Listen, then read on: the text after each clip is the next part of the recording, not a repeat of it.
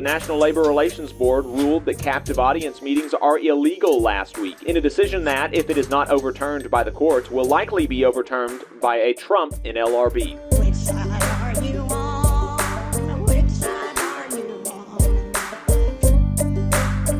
on? Let's jump right into last week in Southern labor. Here's what workers in the U.S. South and the American colonies were up to from November 8th to the 15th. In new union campaigns, 7 workers at Science Applications International Corporation, SAIC, in Fort Worth, Texas, filed a petition to hold a union election with the International Association of Machinists and Aerospace Workers, IAMAW. 10 workers at ASJ IT Services in Augusta, Georgia, filed a petition to hold a union election with the International Union of Electrical Workers, IUECWA. Workers likely pushed by their employer and with support from the National Right to Work Foundation filed a petition to decertify the United Steelworkers, USW, as the union representing 120 workers at Conco, an ammunition manufacturing company in Louisville, Kentucky. 18 workers at Starbucks in Benton, Arkansas, filed a petition to hold a union election with Starbucks Workers United. 50 workers at Intellect Techs in Augusta, Georgia, filed a petition to hold a union election with IUECWA. 3 workers at Wesco Distribution in Maryland Heights, Missouri, filed a petition to hold a union election with the International Brotherhood of Electrical Workers, IBEW Local 1. 26 workers at Volunteer Ministry Center in Knoxville, Tennessee, filed a petition to hold a union election with Service Employees International Union, SEIU Local 205. And 37 workers at HCL Mechanical Services in Houston, Texas, filed a petition to hold a union election with the Sheet Metal, Air, Rail, and Transportation Workers Union, SMART, Local 54. In election results, 9 workers at St. Regis Hotel in Washington, D.C. withdrew their petition for a union election with the International Union of Operating Engineers, IUOE Local 99. 3 workers at SAIC in Dallas, Texas voted 3-0 in favor of unionization with the IAMAW. 297 workers at Siemens in Fort Worth, Texas voted 197-29 in favor of unionization with the IBEW Local 220. 39 workers at Kloeckner Metals Corporation in Charlotte, North Carolina voted 18-19 against unionization with the USW. 35 workers at United Plumbing Company in Goshen, Kentucky voted 19-14 in favor of unionization with the United Association of Plumbers and Pipefitters, UA Local 502. 51 workers at Windstream Services in Sugar Land, Texas voted 28-11 in favor of unionization with the Communication Workers of America, CWA. 6 workers at Bile Brothers in Jonesboro, Georgia voted 3-3 in a union election, and ties go to the employers, so they are not unionizing with IUOE Local 926. In strikes and bargaining updates, 17 Darling Ingredients drivers in Grapeland, Texas, unionized with the Teamsters Local 754, voted unanimously to authorize a strike if the company does not negotiate a fair contract. Teamster pilots at Allegiant Airlines voted 97.4% to authorize a strike nationwide if the company doesn't agree to a fair contract.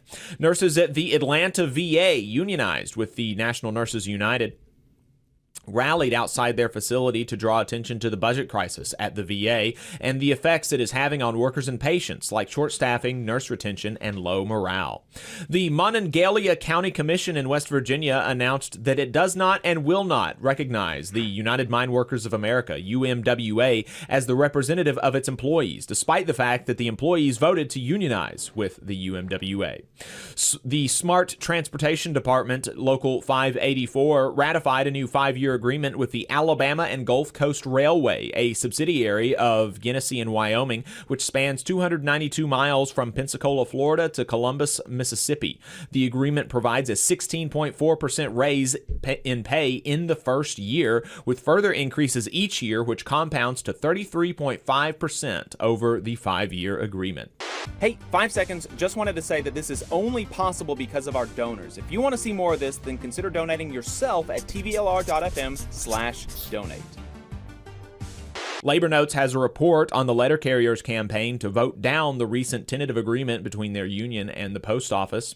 In political and legislative updates, the National Labor Relations Board ruled that captive audience meetings are illegal last week in a case against Amazon, in a decision that, if it is not overturned by the courts, will likely be overturned by a Trump NLRB. This reversal can potentially be postponed, though, if Senate Democrats will reconfirm Lauren McFerrin when her term is up in December. December, which would maintain a 2-to-1 Democratic majority on the NLRB until 2026. Unions and the AFL-CIO applauded the decision. The NLRB made another impactful decision last week, further expanding what can be considered a threat from employers during a union campaign, clarifying that when an employer is making, quote, predictions about what will happen in the event that their employees unionize, these predictions, quote, must be carefully phrased on the basis of objective fact to convey an employer's belief as to demonstrably probable consequences beyond its control. The NLRB further explained that if such a prediction is not grounded in objective facts or predicts negative consequences that would result from the employer's own action, it is, quote, no longer a reasonable prediction based on available facts, but a threat of retaliation based on misrepresentation and coercion. The American Federation of Government Employees, AFGE, the largest federal employee union in the United States, is sounding the alarm about the so-called Department of Government Efficiency, stating that, quote, millions of Americans should brace for massive cuts to benefits and services they rely on for their survival under plans to target government spending and operations. The union further said, quote, to really attack government waste, the administration should target private contractors who are price gouging American taxpayers to deliver poorer service at higher cost while their corporate profits and executive pay skyrocket. Unions representing approximately half of American union members have reiterated their calls for an arms embargo against Israel, and Bernie Sanders has announced his intentions to file resolutions to block $20 billion in offensive aid to the country. The United States House of Representatives passed the Social Security Fairness Act, which repeals provisions of the law that cut or eliminate Social Security benefits for many government workers. Now it needs to pass the Senate. Unions, particularly ones representing government workers, applauded the move. In internal union affairs, National Nurses United, through its project with the California Nurses Foundation, the Registered Nurse Response Network, highlighted the nurses it deployed to Asheville, North Carolina in a recent post on their website. That is it for our roundup this week. I know that I missed some stuff. I was not able to include everything that I had compiled over the last week. I will be adding those over the weekend. So if you would like to see the full Last Week in Southern Labor, then you need to check out our website, tvlr.fm, on Tuesday, which is going to be when we drop Last Week in Southern Labor.